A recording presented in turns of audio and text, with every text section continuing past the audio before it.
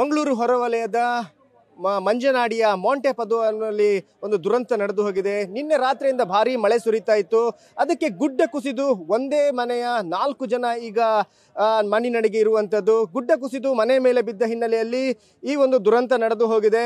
ಇಬ್ಬರನ್ನ ರೆಸ್ಕ್ಯೂ ಮಾಡಿದ್ದಾರೆ.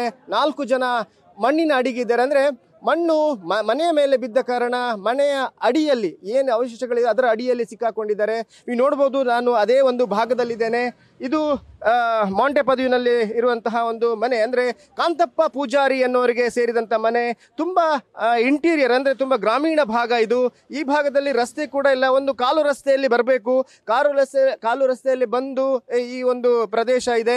ಇಲ್ಲಿ ತೋಟದ ಮಧ್ಯದಲ್ಲಿ, ಅಂದರೆ ಗುಡ್ಡದ ಪಕ್ಕದಲ್ಲಿ ಮನೆ ಇತ್ತು. ಆ ಮನೆ ಕುಸಿದು ಮನೆಯ ಮೇಲೆ ಗುಡ್ಡ ಕುಸಿದಿರುವಂಥದ್ದು. ತುಂಬ ಈ ಕಡೆ ಬರಲಿಕ್ಕೂ ಕೂಡ ತುಂಬ ಕಷ್ಟಕರ ಒಂದು ಸನ್ನಿವೇಶ ಇದೆ. ಇಲ್ಲಿ ರೆಸ್ಕ್ಯೂಗೆ ಹಿತಾಚಿಗಳು ಬರಲಿಕ್ಕೂ ಆಗ್ತಾ ಇಲ್ಲ. ಹಾಗೆಯೇ ಡಾಕ್ಟರ್ಸ್ಗಳು ಬಂದಿದ್ದಾರೆ. ತುಂಬ ಸರಿಸುಮಾರು ಒಂದು 2 ಕಿಲೋಮೀಟರ್ ನಡೆದುಕೊಂಡು ಬರಬೇಕು. ಅದರ ನಂತರ ಇಲ್ಲಿ ಬಂದು ತಲುಪಬೇಕು. ಈ ಥರದ ಪರಿಸ್ಥಿತಿ ಇದೆ. ಈಗ ರೆಸ್ಕ್ಯೂ ಆಪರೇಷನ್ಸ್ಗಳು ರೆಸ್ಕ್ಯೂ ಕಾರ್ಯಗಳು ನಡೀತಾ ಇದ್ದಾವೆ.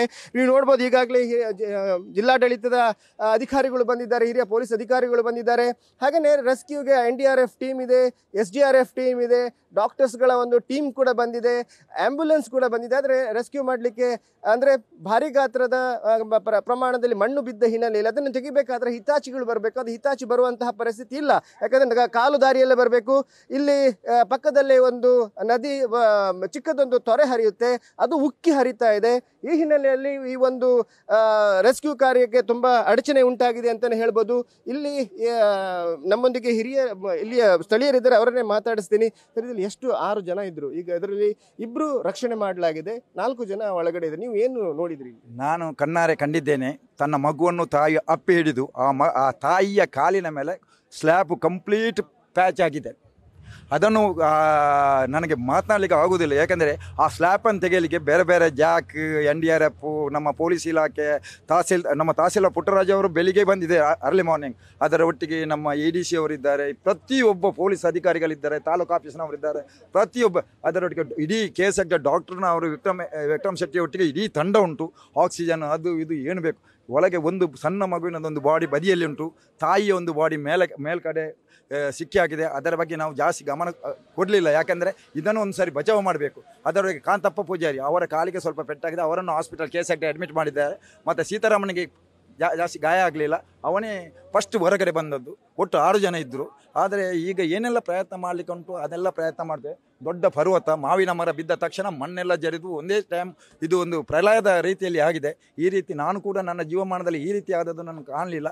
ಆದರೆ ಆ 2 ತಾಯಿ ಮತ್ತು ಮಗುವನ್ನು ಬಚಾವ್ ಮಾಡಲಿಕ್ಕೆ ಸತಾಯಗತಾಯ ಎಲ್ಲರೂ ಹೋರಾಟ ಮಾಡ್ತಿದ್ದಾರೆ. ಊರಿನವರು ಸತಾಯಗತಾಯ ಪ್ರಯತ್ನ ಮಾಡ್ತಾರೆ. ಏನೇನು ಬೇಕು ಅದನ್ನೆಲ್ಲ ತಂದು ಕೊಡ್ತಾ ಇದ್ದಾರೆ.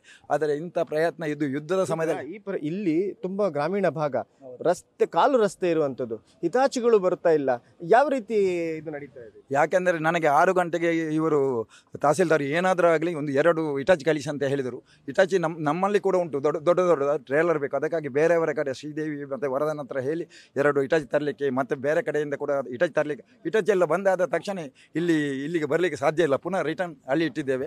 ಮತ್ತು ಯಾರ್ಯಾರ ಕೈಯಲ್ಲಿ ಆ್ಯಂಬುಲೆನ್ಸ್ ಉಂಟು ಅದು ಆ್ಯಂಬುಲೆನ್ಸ್ ಅಲ್ಲಿಂದ ಇಲ್ಲಿ ತನಕ ಆ್ಯಂಬುಲೆನ್ಸ್ ನಿಂತಿದೆ. ಊರಿನವರ ಸಂಪೂರ್ಣ ಸಹಕಾರ ಉಂಟು. ದೇವರ ಮೇಲೆ ಉಂಟು.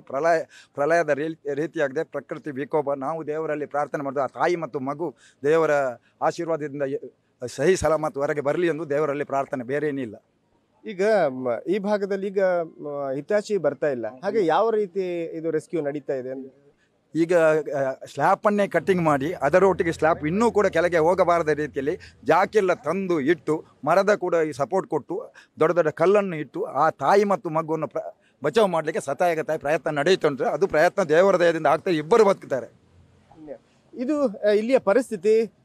ಮನೆಯ ಸ್ಲ್ಯಾಪ್ ಬಿದ್ದಿರುವಂಥದ್ದು, ತಾಯಿ ಮತ್ತು ಮಗುವಿನ ಮೇಲೆ ಬಿದ್ದಿರುವಂಥದ್ದು. ಆದರೆ ಅವರನ್ನು ಒಂದು ರೆಸ್ಕ್ಯೂ ಮಾಡುವಂತಹ ಪ್ರಯತ್ನ ನಡೀತಾ ಇದೆ. ಜಾಕ್ಗಳನ್ನು ಇಟ್ಕೊಂಡು ಈ ಸ್ಲ್ಯಾಬನ್ನು ಕಟ್ ಮಾಡಿ ಅವರನ್ನು ಹೊರತೆಗೆಯುವಂಥ ಪ್ರಯತ್ನ ನಡೀತಾ ಇದೆ. ಎಲ್ಲರೂ ಒಂದೇ ಹೇಳೋದು, ಆ ತಾಯಿ ಮತ್ತು ಮಗು ಬದುಕಿ ಬರಲಿ, ದೇವರ ದಯೆಯಿಂದ ಬದುಕಿ ಬರಲಿ ಅನ್ನೋದು ನಮ್ಮದು ಒಂದು ಪ್ರಾರ್ಥನೆ. ಅದೇ ತಾಯಿ ಮಗು ಬದುಕಿ ಬರಲಿ ಅನ್ನೋದು.